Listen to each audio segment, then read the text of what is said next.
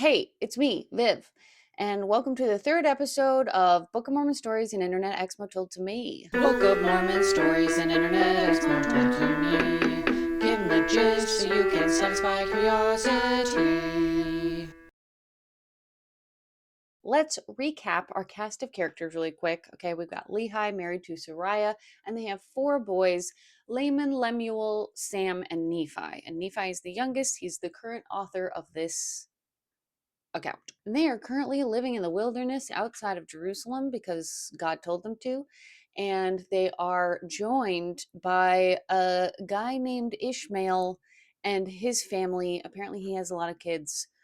None of them are really named. So we pick up here with Nephi preaching to his family about righteousness for what feels like the thousandth time.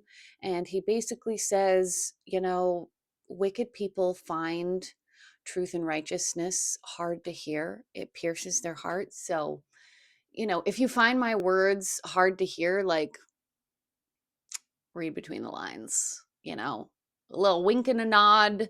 Like, if you don't like it, then that means you're wicked, which, so rude. What a thing to say to your family members, huh? Then the four boys each pick one of the daughters of Ishmael to marry, kind of unceremoniously. I always imagine this to be something like Seven Brides for Seven Brothers, just like, rustle up me a bride and let's all get married. Yeehaw. So now the family's growing here, okay, because we got all the boys married. And so now they're, going to start having families of their own. So they've kind of just been in this wilderness spot for a while, just camping, I guess, hanging out and camping in the wilderness outside of Jerusalem. And then one morning, Lehi wakes up and he comes out of his tent. Oh, stretching. What a beautiful morning. Birds chirping. And he looks down, and there is a strange ball at the foot of his tent door. So it's described as a round ball of curious workmanship. And when he looks like in the ball, I don't know. I guess that there's windows in the ball because when he looks in the ball, he can see these little spindles in there, like little clock hands or something. And it's some kind of mysterious compass contraption that comes to be called the Liahona. The Liahona, Mormons love the Liahona. Okay. So they've been camping here for a while outside of Jerusalem, just kind of, I don't know, having visions, hanging out. And basically, this is like God's way of being like, hey, time to get going. Let's go wander in the wilderness.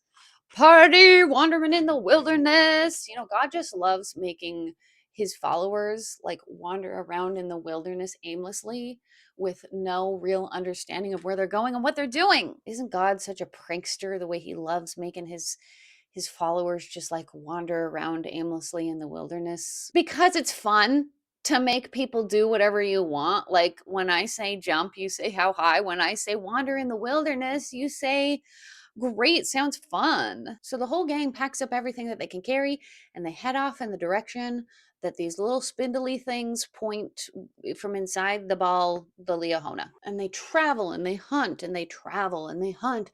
And Nephi says that they traveled in a southeasterly direction, keeping to the most fertile lands at the edges of the Red Sea. So I guess they're mostly doing fine until drama.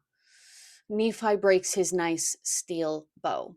And this is one of those points of contention in the Book of Mormon because, like, steel, what? This is 600 BC. And there's a lot of discussion about if steel would have existed, and then a lot of apologists being like, well, maybe it was just a hardened metal and he was calling it steel. I don't know. And it may have been like a composite bow or something. Like maybe there's a reason. Maybe it's like not steel as we know it yet, but it's still steel or something. Anyway, a lot of people, a lot of feelings. A lot of people have a lot of feelings about this bow, okay, because it's specifically stated to be a steel bow. But anyway, I guess they were relying very heavily on this one steel bow that Nephi had, and whoops, it's broken. So then the whole family starts turning really quick. They start turning on each other, they start turning on God. Everybody's getting really cranky. Like, I'm hungry. What are we going to do? And everybody starts getting really frustrated, angry. Tensions are really high, understandably. Well, it really leads the family to start murmuring against God. Psh, God's making us wander around out here. Like, the least he could do is make sure that we had the food that we needed, provide for our physical needs. We're going to die. We're going to die now. Oh my God, we're going to die in the freaking wilderness, all for his own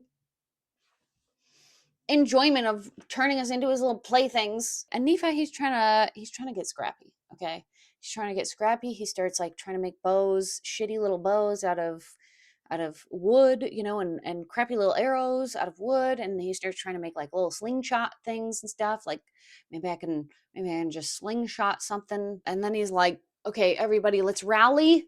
Let's rally, everybody, and let's humble ourselves a little bit and ask God where we should go to hunt so that we can find food and not go hungry. So then God answers and is like, hello, the Liahona. I gave you that freaking ball. Hello, the compass. Hello. So then they get the Liahona and they're looking at it. Somehow writing has appeared on this mysterious ball magically. Apparently, it says some real powerful stuff, like so much so that Lehi, when he's reading it, he starts to fear and tremble, is what it says, is what the Book of Mormon says.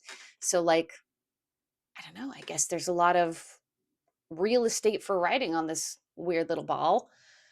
And it starts, sharing prophecies with him or whatever, like, I don't know, well, the secrets of God with them. So this is the point they start putting it together, like, oh, the Liahona works on our faith and diligence. Like, if we're faithful and diligent, then the Liahona will continue to give guidance to us and share, I don't know, amazing words from God written on it. And that's, it'll make the little spindles work for being a compass.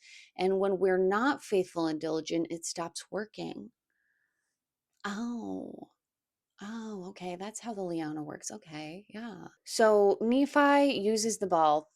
At this point, I'm imagining a magic 8 ball that he's like shaking up and like asking his question, where should I go? Where should I go to hunt? And then looks at the spindles and they point. And so he's like, okay. And he goes off in that direction with his crappy little tools that he made. And miraculously, he is successful. Like, it worked. Cool. Like, God made stuff happen. Yay. And everybody's overjoyed. They're like, oh, thank God, we finally have freaking food to eat. I'm so hungry. I thought we were all going to starve and die in the wilderness. Like, I'm so grateful. We have food. Everybody's real excited. So things are looking up. And then tragedy. Tragedy strikes. Ishmael, he dies. Yeah. Beloved patriarch of a number of children and maybe a wife. The thing that they were all worried about, of like someone dying, did in fact happen. I would guess that Ishmael died of, something from being out in the freaking wilderness, of like the constant, hunger or exposure or whatever, because his death makes uh, all the siblings, except for Nephi, of course, because he's too freaking righteous to ever be corrupted. Um, it makes them like start complaining, like, what are we doing out here? We should be back in Jerusalem. I'm so tired of this. I'm so tired of all the thirst and the hunger and the heat, and like, what are we doing? And we're just wandering around. We could be like living in Jerusalem. We've just been wandering around in the forest forever. This is stupid. We should just be back in Jerusalem. So all the children of Ishmael and Laman and Lemuel start scheming. And you may be like, what about Sam though? Because remember how Sam exists? We're always like talking about Nephi being righteous. It's always like Nephi versus the wicked Laman and Lemuel. So why is Sam, like, where does he fall in all of this? Why is he always like suspiciously absent?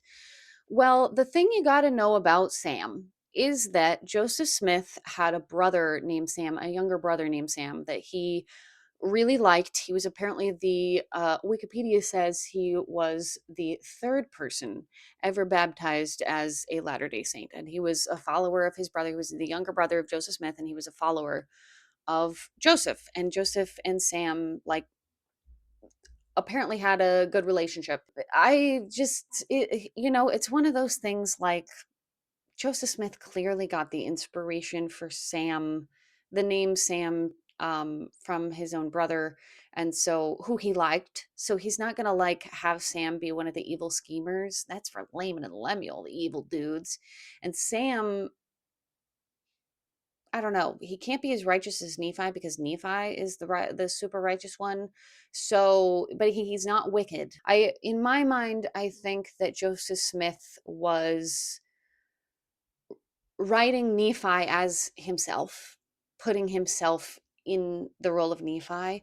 And Sam was just kind of always following Nephi as a righteous person who was a follower. And, so he's writing his own brother Sam. He doesn't want Sam to be an antagonist, but Nephi is the protagonist. So Sam just kind of is like there. Anyway, that's just my own take. So the children of Ishmael and Laman and Lemuel, they start scheming. They're like, hey, let's just like crazy idea, guys. What if we actually just killed Lehi and Nephi? Because then we could just like go back to Jerusalem and have them out of our hair. I don't know why this family is so murderous, because this is not the first time that Laman and Lemuel in particular have tried to kill, their own brother.